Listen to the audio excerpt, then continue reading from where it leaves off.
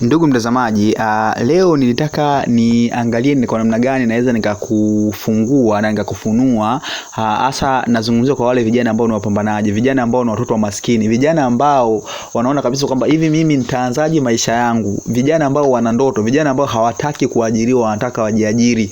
Of course jamani, mimi nataka niwekeni wazi, biashara inalipa sana. Na hata ukiwaona wafanyabiashara wakubwa, wakina Mo, wakina Baresa, wakina nani, wote wameanzia chini.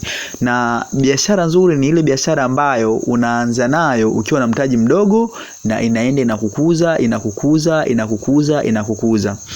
Mimi leo nitadili na watu ambao hawajasoma, na hata kama amesoma lakini anaona sasa hivi mimi nitaanzaje.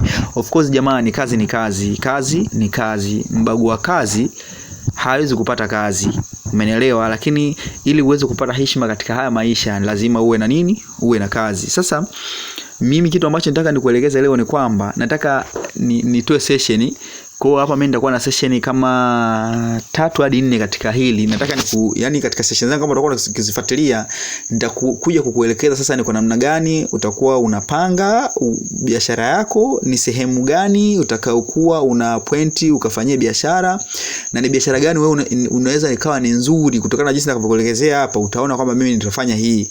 Sio, umenielewa? Hata kama ukiwa mkoani, ukiwa ukiwa sehemu popote pale utakapokuwa, hizi ndio kodi ambazo nazotaka nikupe, nikusanue kwamba ukifanya hii utakuwa hivi, ukifanya hivi utajikuta kwamba unaweza kutengeneza pesa zaidi ya shilingi 20,000 hadi 30,000 kwa siku kama tu utaamua.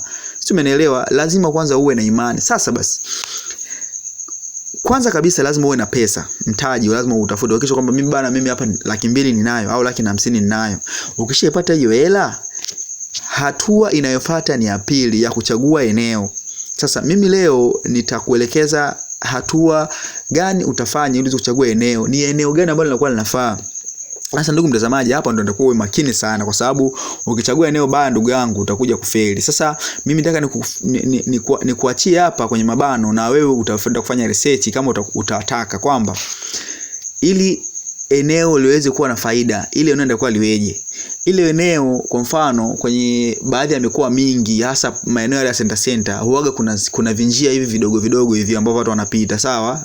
Kwa mfano kanda barabara. Sasa hebu ujaribu kutarget, kwa mfano kama kituo cha gari pale watu wanaposhukia kwa mbele kidogo, jaribu kutarget maeneo kama yale ambapo kwa sali moja wanapita zaidi ya watu 50 hadi 100. Sasa ukichagua eneo kama hilo, litakuwa ni nzuri kwa wewe kuwekea biashara yako, na sio mbali na maeneo hayo. Ukikaa sehemu ambapo wanapita watu wawili ndani ya lisali moja, huwezi kufanya mzunguko wa kibiashara. Ndugu mtazamaji, kwa leo mimi nataka nikuache kwenye hili swala, na ulifanyia kwanza utafiti kwenye hilo, afu utafuatilia session nyingine. Sasa nitakuelekeza sasa ni biashara gani ndio kuifanya itakaweza kuongezea kipato zaidi ya shilingi 20,000 kwa siku. Drop a comment, subscribe.